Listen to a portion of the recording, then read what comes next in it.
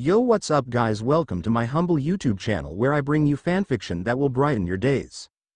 Before we start, a subscribe is greatly appreciated, and don't forget to leave a like and ring the bell icon so you won't miss exciting new fanfiction stories. Two Gods Summoned to a Fantasy World by BenGrem1234. Chapter 14. A one-sided battle. Rimuru was casually watching the elder vampires that surrounded him and his daughters. He gestured for his daughters to shift back, in order for them not to interfere in the fight. Once his daughters have shifted back, Rimuru turned to the 5 elder vampires that were watching him. I'm very curious on how strong an elder vampire is. So don't hold anything back or you will die, okay? Rimuru told them. Ha ha ha ha ha. Check out the mouth of this weakling Kushina, Shei said while laughing. Is it really necessary for us all to team up against this weak human? Kushina asked. Heck if I know. That queen of ours is a slave driver sometimes, Hayate said while sighing. You should really watch what you say, Hayate. The queen may tolerate your attitude, but I won't, Yami said while glaring at Hayate. Whatever you say, Yami. I'm gonna seat this one out since it is obvious you guys won't need me in this fight, Hayate said while walking away to a safe distance. Canade sighed. She always does what she wants, doesn't she? Leave her. Let's focus on this cocky human for now. I'm itching to fight her and see what she got, Shei said while preparing her gloves. You were always eager to fight, ain't you? Not like I can do much fighting myself anyway. I will stand back from this fight since if I join, he will die in an instant and you wouldn't want that, Yami said to her. Damn straight I wouldn't. Seat this one out too if you don't mind, Hinata, Shei told her with a cocky smile. Kushina brought out her blade and pointed it at Yoshino and Sophia. I will be killing the little children since they have no value in them. Knock yourself out. Just don't get in my way, she said. Kushina nodded and vanished from her spot. It's not that she vanished per se, it was more like she turned invisible. This is her unique power which allows her to become invisible to any manner of sensing in existence. To be more accurate, she simply transferred herself to another dimension which is the parallel of this world. Brief explanation to make it simple, the world has 2 sides. The physical plane, which is the known world that everyone and everything resides in, and the nothing world, which is basically the other side of the physical plane. This nothing world is basically a mirror image of the physical world, with the difference being that nothing exists in it. This world filled with nothing is known as alternate dimension. Only a few people who possess space magic can enter this world, and those who manage to enter this world can interact with those of the physical plane, while those of the physical plane can never sense, perceive or interact with those in the alternate dimension. Not all space magic users can enter the alternate dimension, as it requires an understanding of spiritual existence and an enormous amount of magic power which not everyone possess. Though, the reason why the alternate dimension is a place only few beings can enter is because only spiritual beings who possesses an enormous amount of magic power with space magic can survive the alternate dimension. Any living being that tries to enter the alternate dimension will die the moment she steps into that world due to the very nature of the place. And since that world is filled with nothing, nothing will exist in that world. This means that when someone enters the alternate dimension, they can never return to the physical plane. This is because the alternate dimension erases everything that is foreign to it, since the world is basically made up of nothing. Things like magic, equipment, body, power, concept, etc. This is why no living being can survive the alternate dimension, and why no one who has ever entered the alternate dimension has ever returned. Kushina is a very rare case, as she is able to not only enter and survive the alternate dimension, which should be impossible for any living being, but she is able to maintain her magic powers and equipment while in that world. Her sword, which can kill any entity with a single scratch, when combined with Kushina's ability to enter the alternate dimension, made her able to kill anyone she desired in the physical plane without her victims being able to understand how they died. Because of this, she earned herself the title of one-hit kill, as she only kills her opponent with a single slash from her sword. Back to the fight. Kushina entered the alternate dimension and walked up to where Yoshino and Sophia were standing in the physical plane. Yoshino and Sophia, who were in the physical plane, can neither see or perceive Kushina since she is in the alternate dimension, but Kushina can very much see and perceive and touch them even though she is in the nothing world.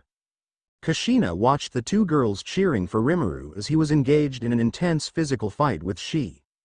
Time to finish them in return. I still have a lot of work to do today, Kushina said as she raised her blade and slashed at Yoshino, but her blade bounced off when it made contact with her.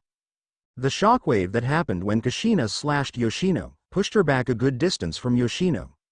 Kushina looked at Yoshino, who was still cheering for Rimuru without even noticing her presence, in confusion. What the heck happened just now? Kushina asked herself. Well, I can't have you killing my daughters with a sneak attack like that, Rimuru said while walking up to Kushina from behind. Kushina immediately turned around and became alert from seeing Rimuru in front of her. How can a human as weak as you enter and survive the nothing world, and how can you stand before me when you are out there fighting Shei? Kushina asked him in shock. Rimuru laughed at that question. If you know just who I am, you wouldn't be asking me these questions. Now what will you do? I bet you never expected that anyone can enter this world besides you, right?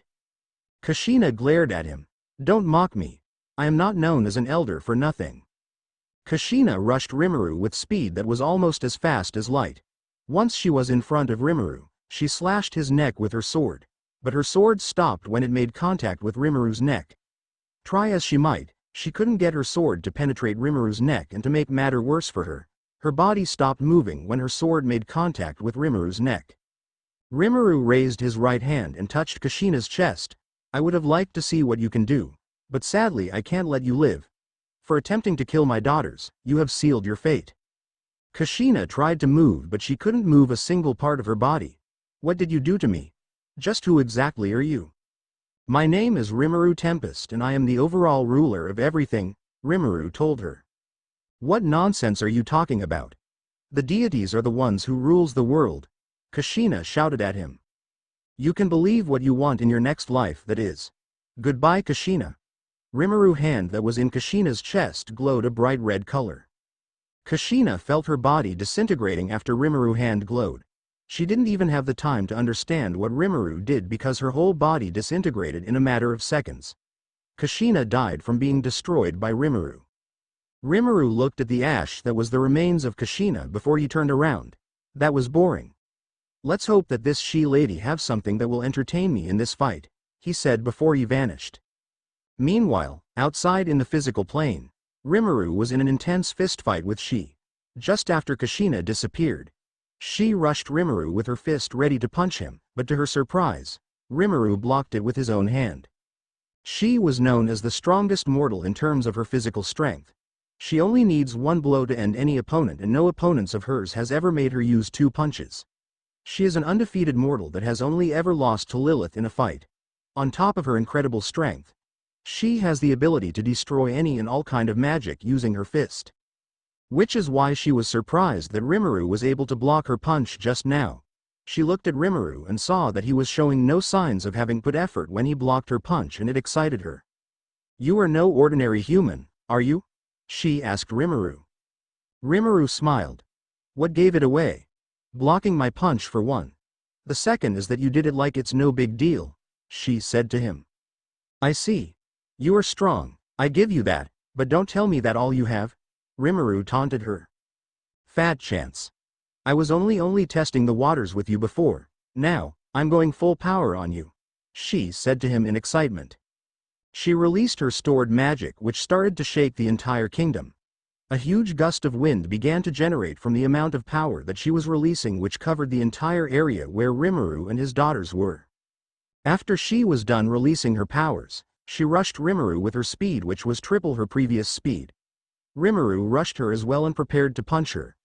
Red mana covered Shei's fist while blue mana covered Rimuru's fist, and when both of them reached each other, they sent a punch against the other which caused both of their fists to clash with each other. Boom! Asterisk, the shockwave that generated from the both of them clashing their fist with each other was able to destroy the kingdom even more than it was. Buildings were destroyed and the ground was erupted. It was a disaster in the vampire kingdom. Yami and Hinata was able to create a barrier that protected them, while Yoshino and Sophia were for some reason okay.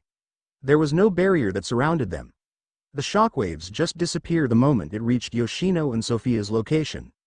Obviously, this is Rimuru's doing, as no manner of power or phenomena will ever reach his daughters if it means them harm when he is present. Shei pulled back her fist and tried to pooch Rimuru in his stomach, but Rimuru blocked it with his left hand while he used his right hand to punch Shei, which sent her flying. Rimuru chased after her, sent a punch to her jaw which sent her flying to the air. She recovered and glared at Rimuru, who was on the ground and waiting for her. She flew down to where Rimuru was standing with her fist ready. When she was close enough to him, she sent her punch to his head, but Rimuru sidestepped it and sent a kick at her, which sent her flying into several buildings before she crashed at the edge of the wall. She could not believe the amount of pain she was in. She pulled herself up from the debris she was in, but before she could analyze what was happening, Rimuru was already in front of her, sending rain of punches at her. She tried her best to defend, but she couldn't follow Rimuru's speed anymore. She took the full rain of Rimuru's punches, which caused a massive crater in the ground while also shaking the entire kingdom. Rimuru stopped his punches when he saw that she was covered in blood and was lying helpless in the crater before him. He grabbed her clothes and threw her up in the air, and he jumped up and kicked her back to where the others were. She's body fell like a meteor to where the others were, which caused a massive boom when her body impacted on the ground.